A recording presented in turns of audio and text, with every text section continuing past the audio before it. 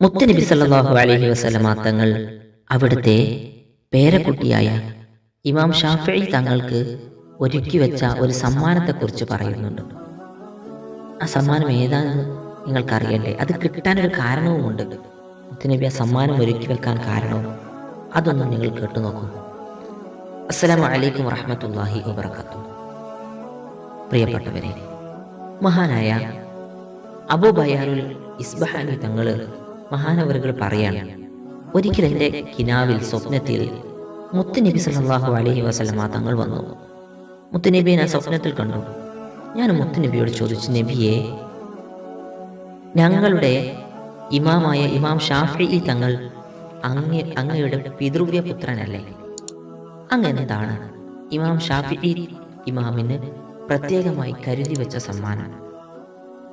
മഹാനായ ഇസ്ബഹാനി തങ്ങൾ ചോദിക്കാൻ സ്വപ്നത്തിൽ വന്നപ്പോൾ മുത്തുനബിയോട്, നബി, നിങ്ങളുടെ പിതൃവ്യ പുത്രനാണല്ലോ ഷാഫിഈ തങ്ങൾ, അദ്ദേഹത്തിന് എന്താ നിങ്ങൾ ഒരുക്കി വെച്ചിട്ടുള്ളത് സമ്മാനം?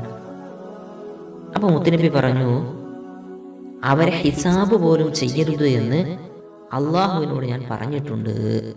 മുത്തുനബി മറുപടി പറയാൻ, ഇമാം ഷാഫിഈ തങ്ങളെ ഹിസാബ് പോലും നടത്തരുത്, ഹിസാബില്ലാതെ സ്വർഗത്തിൽ കടത്താൻ ഞാൻ അള്ളാഹുവിനോട് ആവശ്യപ്പെട്ടിട്ടുണ്ട് എന്ന് ആര് പറയുന്നു? മുത്തുനബി പറയുന്നു.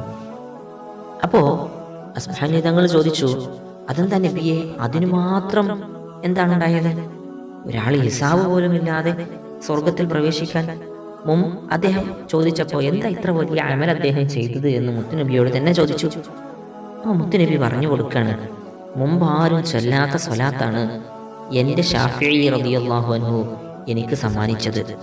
എന്നിട്ട് ആ സ്വലാത്ത് പറഞ്ഞു കൊടുക്കുക, അല്ലാഹുമ്മ സ്വല്ലി അലാ സയ്യിദിനാ മുഹമ്മദിൻ കുല്ലമാ ദക്കറഹു ദാക്കിറൂൻ വസ്വല്ലി അലാ സയ്യിദിനാ മുഹമ്മദിൻ കുല്ലമാ ഗഫല അൻ ദിക്രിഹിൽ ഗാഫിലൂൻ എന്നെപ്പോഴും എനിക്ക് സ്വലാത്ത് ചൊല്ലാറുണ്ടായിരുന്നു ഇമാം ഷാഫിഈ തങ്ങൾ എന്ന് മുത്തുനബി സല്ലല്ലാഹു അലൈഹി വസല്ലമ തങ്ങൾ പറഞ്ഞു കൊടുക്കുന്നു.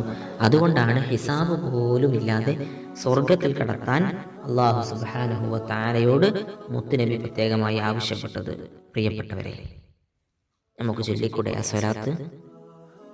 നമുക്ക് രക്ഷപ്പെടാൻ കഴിയുന്ന ഒരു സ്വലാത്താണ്. അല്ലാഹു തൗഫീഖ് നൽകട്ടെ. അസ്സലാമു അലൈക്കും.